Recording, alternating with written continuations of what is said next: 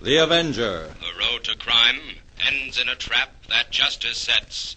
Crime does not pay.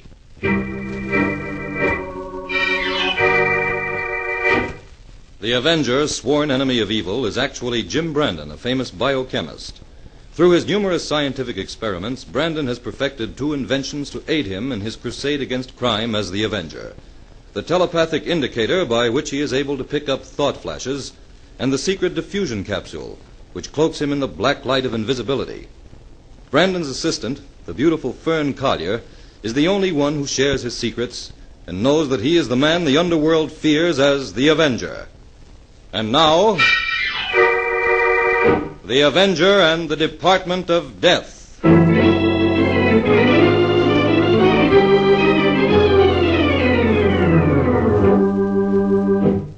The employees of Kahn's department store are beginning to punch in for the day. Among the early arrivals is Mabel Darnay, who hurries toward the employee's elevator. Oh, good morning, Mr. Kilgore. Morning, Mabel. You're in early this morning. My clock must have been fast. My, Mr. Kilgore, your windows certainly look pretty this week. Oh, thank you, Mabel. I've had quite a few compliments on them. Too bad I can't hold them over for another week. Saved me a lot of work. I'll say. I wonder what's holding up this elevator. I don't think Joe's come in yet. Then where's the elevator? It's always parked here on the main floor overnight. Call up through the grating. Someone else may have taken it up. It's not in the basement. I can see down there. Ow! Mabel! Oh, Mabel, Mr. what's the matter? Kilgore, come over here quick. Oh, what is it? Look, down there at the bottom of the shaft. It's Grady, the watchman. He looks like he's dead.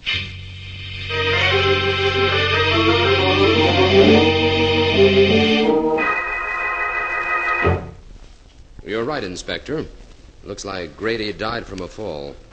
What floor did you say he fell from? Well, it must have been the fifth, Jim. I checked the automatic meter on the main floor when I came in. It shows that Grady made his last time check on the fifth floor at midnight. Well, let's go upstairs and have a look. Okay, all right, O'Brien. You take over here until my men arrive. Whatever you say, Inspector White. Come on, Jim. Let's get out of this shaft and take the elevator to the fifth.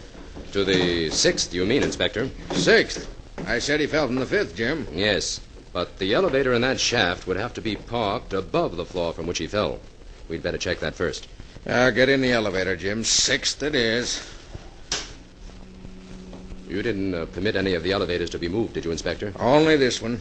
I took it down to the basement myself. I ordered all the employees held on the main floor. Good. Now, what have you found out about Grady so far? Well, he's been a watchman here at Kahn's store for 15 years. Steady fellow, completely trustworthy. Who's this fellow, O'Brien, you left on guard in the basement? He's a store detective. Here we are. There's the elevator, just as you said, Jim. Uh-huh. Very strange. Well, what's strange about it? You expected to find it here, didn't you? Yes, but would you mind explaining why Grady rode this elevator up to the 6th and then left it parked here and used the stairway to the 5th floor? Oh, Jim, don't start that. The first thing Come I on, know Inspector. Let's take a look at the 5th floor. We'll take this elevator Grady used. All right. Now, there's no doubt in my mind this was an accident, Jim. Nothing valuable was stolen or the alarm would have sounded, so don't try to stir up anything. Oh, a perfect landing, Inspector. Well, say, who's that coming in from the stairway? That's Mr. Kahn, the owner of the store. Must have something important on his mind to climb all those stairs. Inspector White, I want a few words Yeah? with you. What is it, Mr. Kahn? Well, how much longer must I keep the store closed? I had a sale advertised for today. Several hundred people waiting outside. Give Brandon and me 10 minutes more, then you can open the door. Mr. Kahn, we would also like to have your permission to question some of your employees. Question my employees? What for? If Grady's death was accidental, it must be proved so to the satisfaction of the police department. Oh. Well, naturally, I want everything to be cleared up properly, but... Well, look here, Inspector, there's no need to make a scandal out of a perfectly natural accident. I have some influence in this city, you better take care of your own business, Mr. Kahn, and I'll take care of mine. Now, give us 10 minutes more here. All right. It's not that I don't want to cooperate in every way possible, but as far as I can see, there's no need for a prolonged investigation. In other words, Inspector, we mustn't let a little thing like murder interfere with Mr. Kahn's Now, business. wait a minute, Jim. Don't jump to any conclusions. Now, why couldn't Grady have fallen down the shaft here? Really, Inspector, that question isn't worthy of you. Why not? Well, first of all, these grating gates may look old-fashioned, but they lock and unlock automatically from the inside. Grady would hardly have pried this door open in order to fall down the shaft accidentally. Oh. No, I admit you've got something there, Jim. But what do you suppose did happen? Grady was killed or stunned by a blow on some other floor. Brought here to the 5th floor in this elevator. Parked right here on the floor where we're standing while his murderer took the elevator to the 6th floor.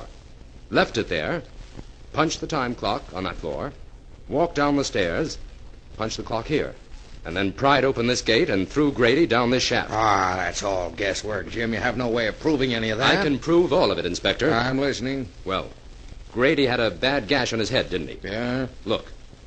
There on the wall of the elevator. About 30 inches from the floor. Looks like a small blood stain. Now, look at the floor. Right here where we're standing.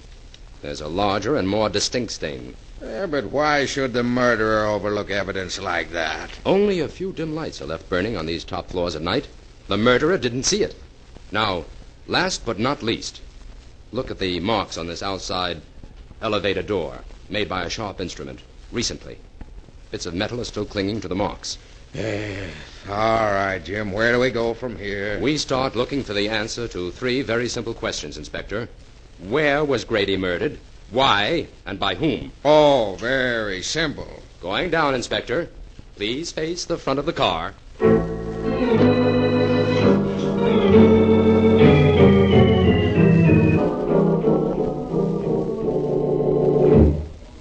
Well, Jim, this is the first time I ever spent a whole day in a department store without buying anything. I've discovered that shopping for clues in a busy department store is practically impossible, Perrin. It's almost closing time. Shall we call it a day? No, let's finish our examination here on the main floor. All right. Jim, what's in that little room next to the book department? Oh, that's where the vault is kept. Oh. Say, this room on the right looks interesting, Jim. It's marked no admittance. Oh, that's for us. Come on, Fern. Seems to be some sort of storeroom. Who's that? Customers aren't allowed in here.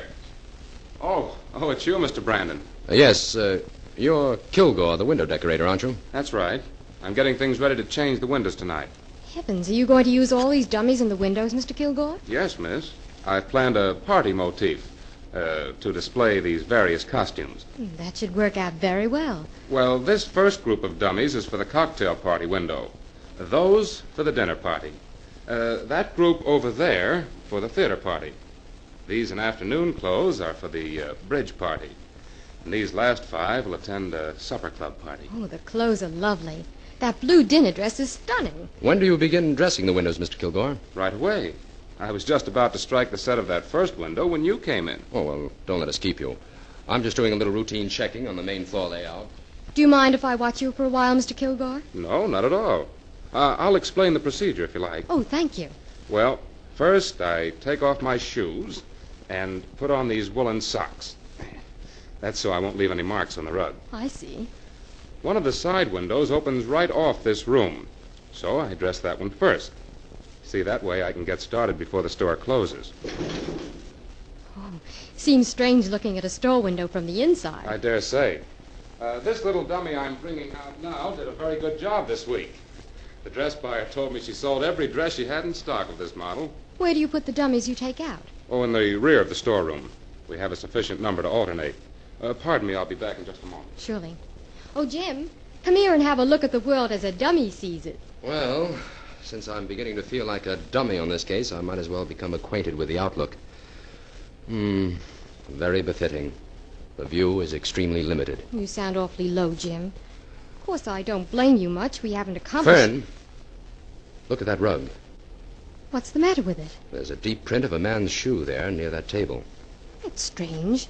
Kilgore couldn't have made it. No dummy is heavy enough to make a print as deep as that. Anyway, the one dummy he took out of this window was over on the other side. Jim, do you think this means anything? It means that a woman's curiosity is a wonderful thing, Fern. Thanks to you, at last we're actually on the inside of this case, looking out.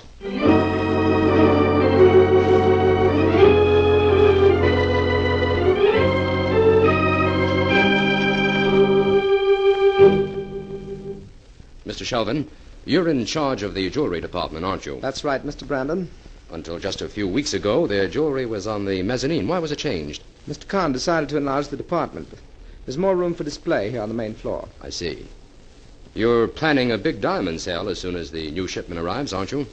Why, yes. How did you know about that? Mr. Kahn told me I wasn't to mention that shipment to anyone.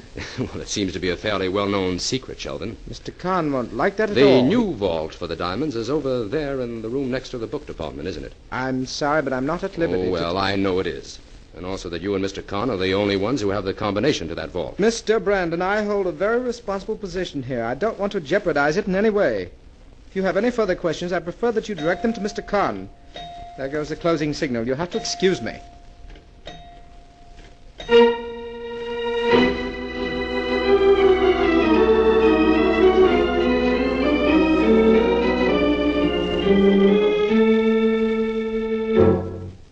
We'll just finish up this report, Fern, and then we'll go out for dinner. Oh, I thought you'd forgotten all about dinner, Jim.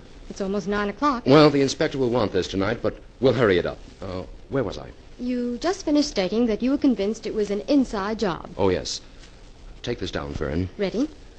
I intend to check thoroughly on all the store employees who didn't check out at the regular closing time the night Grady was killed. This will include all who checked out early, those who were absent, and the few who may have had reasons for remaining late.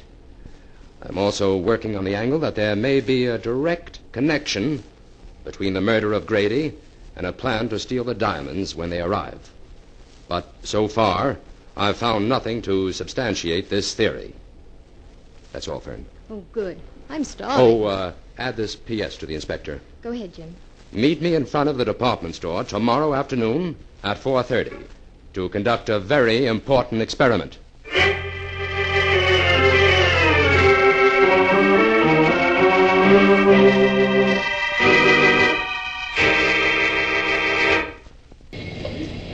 Here I am, Inspector.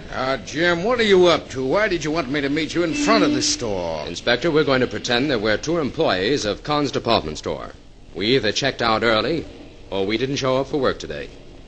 Anyway, we're outside the store according to our time cards. Now, if we're outside and can prove it, according to our cards, we can't be suspected of any crime that might be committed inside, can we? I suppose not. That's the kind of evidence that holds up in court.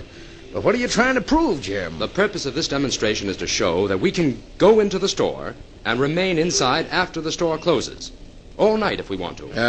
Now, here's a complete list of the employees who were absent or who checked out early the night Grady was killed. We can discount the few who left late because they couldn't get back in past the watchman at the employee's entrance. You'll notice that this list includes a number of employees you've already met and whom we now have reason to suspect. Well, now we're getting someplace, Jim. Who were they? There were 15 all told, but the ones you know were O'Brien, the store detective, Mabel Darney, who discovered the body, Kilgore, the window decorator, and Shelvin in the jewelry department. And don't forget Mr. Kahn himself. He doesn't have to check in and out of the store. I'm not forgetting him, Inspector. He's on my list. Well, what do we do now? First, we walk inside the store, just like two ordinary customers. Then we make a very unusual experiment.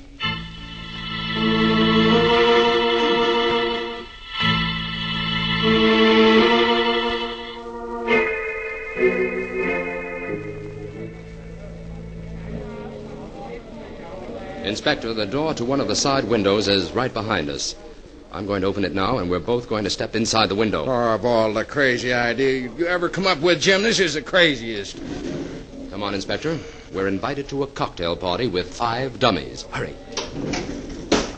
Now what? Sit down on that bench. You'll be partly concealed by those 2 dummies. I'll stand over here behind this lovely lady in red. You can talk, Inspector. No one can see your face, but don't move. How long do we have to stay here, Jim? Until after the store closes.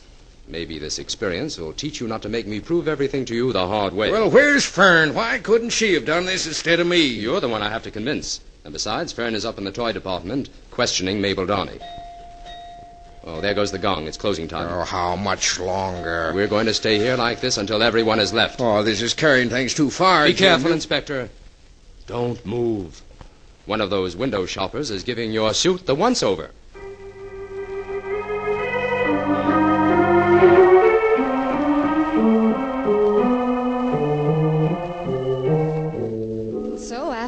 finished questioning Mabel last night, it was time for the store to close. So I went outside and watched you and the inspector in the store window. My, you look natural. We saw you, young lady, and I might add that wasn't part of your I assignment. know, Jim, but I wouldn't have missed it for anything. Well, what did you find out from Mabel, Fern?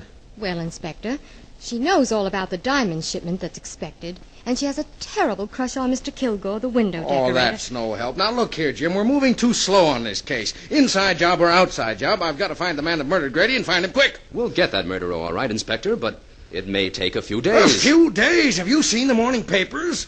Why, one of them went so far as to print my picture and caption it the police department dummy. I've got to make an arrest in this case within the next 24 hours, Jim. All right. I promise you that by 10 o'clock tomorrow morning you can make an arrest, Inspector. You know who the murderer is, then? I didn't say you could arrest the murderer. Oh, stop talking in circles, Jim. What do you mean? Well, I know who the murderer's accomplice is. And since you're so desperate to make an arrest, I'll deliver him. Then it's up to you to make him talk.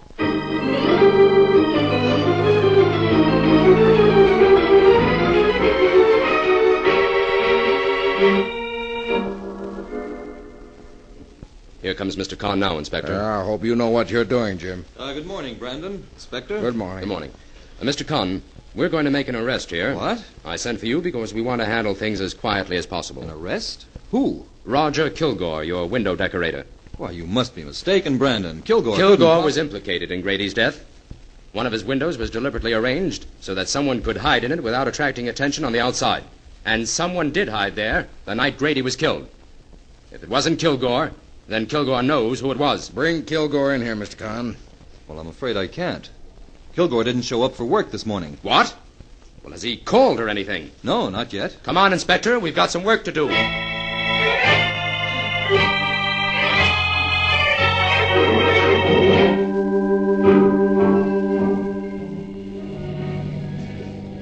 Now that we're out of the store, Jim, would you mind telling me where we're going? We're going to drive out to Kilgore's home, Inspector. I don't like the look of My this. cars are on the side here. Wait a minute. Take a look in that second window, Inspector. Why, it's Kilgore. He's sitting on that bench where I was the other night. He has some nerve sitting there in the daytime. Come back inside, quick!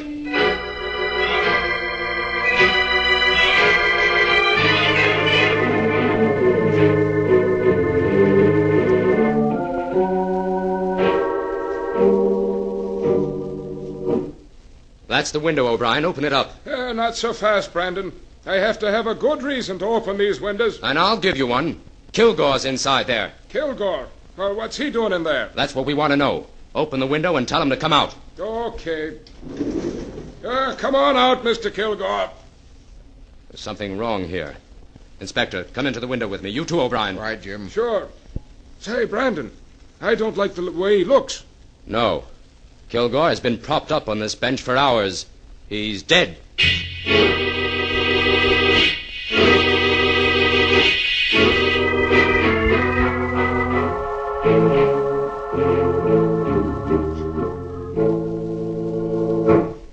How was Kilgore killed, Jim? He was given a hypodermic needle full of poison, Fern. Jim, this case seems to be getting more hopeless by the hour. Khan's store seems to have added a new department. The Department of Death. Well, the whole thing has taken an unexpected turn, but things are beginning to add up. For instance? Kilgore was murdered by someone who no longer needed his services and wanted to get him out of the way. That time element ties up with the big event scheduled to take place at the store today. You mean the arrival of the diamonds? Yes. I think the plan to steal the diamonds furnished the motive for both murders. Grady evidently discovered something in connection with it and was killed before he had a chance to reveal what he knew. But, Jim, why should the murderer stay in the store at nights before the diamonds arrived? In order to make preparations for the theft. What those preparations were, I must discover today. Well, I suppose we can eliminate Khan and Shelvin. Why should we eliminate them? Well, you said they both knew the combination to the vault. They could steal the diamonds any time they wanted to without any preparations. Yes, and be accused of the theft immediately. Also, in that case, there's the burglar alarm to consider. No, our criminal is much too clever to employ such obvious tactics, Fern. But why should Khan want to steal his own diamonds? They're heavily insured. Oh. But, Jim, Shelvin hasn't been absent or checked out early since the day of Grady's murder.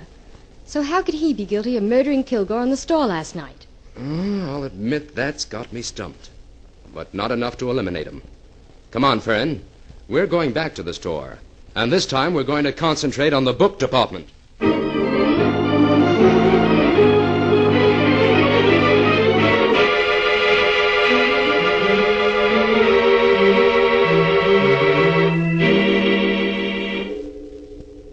While we're here, Fern, I want to pick up a copy of Dr. Ledlow's book on crime documents. Oh, I saw it here in this large bookcase the other day, Jim. I can find it in a minute. Oh, all right. I'll browse around a little in the meantime. Oh, Jim. Yes? Come here a minute. Well, what is it? Look at these books. They're completely disarranged, and some of them are upside down. This whole bookcase is a mess. Yes. It certainly is. That's it, Fern. I've got it. What, the book? No, the solution to this whole grim affair. Oh, at last. Fern, Con's department store is going to have an extra watchman tonight. This is a job for the Avenger.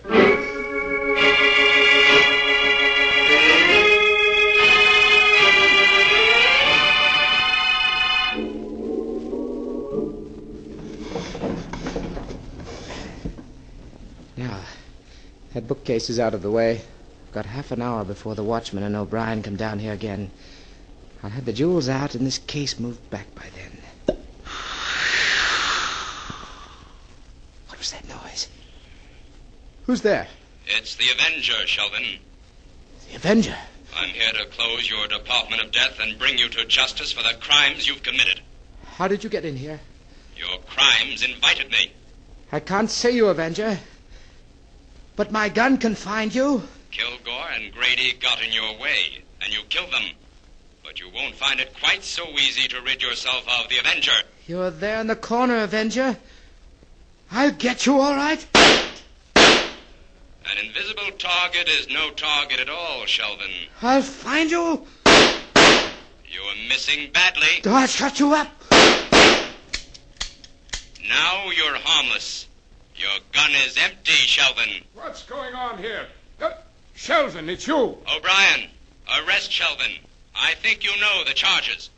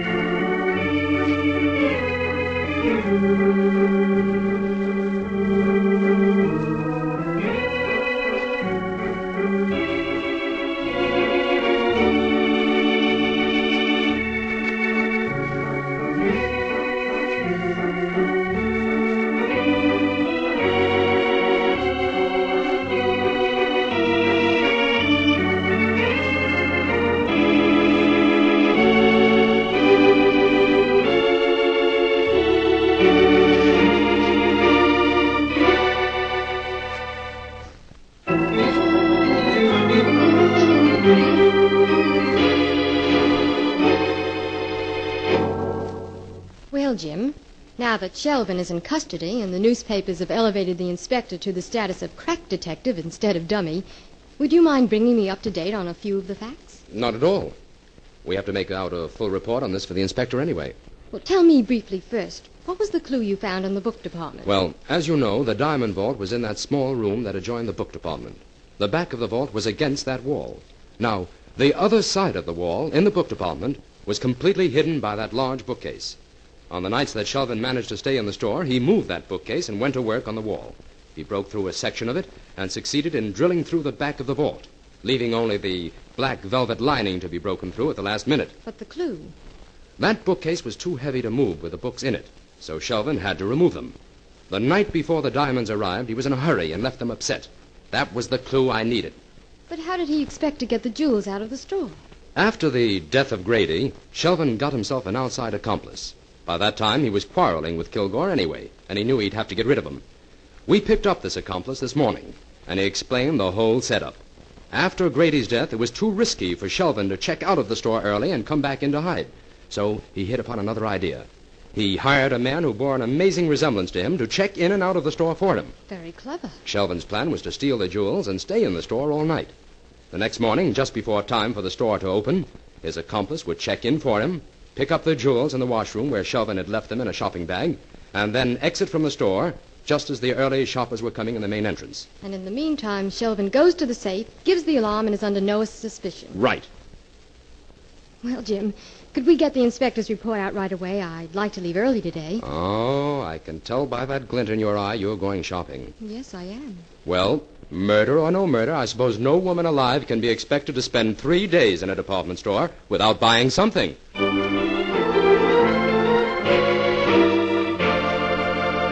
All characters, names, places, and plots used in the Avenger program are fictitious. Any similarity to persons living or dead is purely coincidental.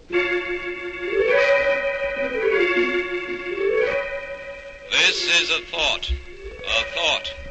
A thought. Remember, listen for another adventure of... The Avenger.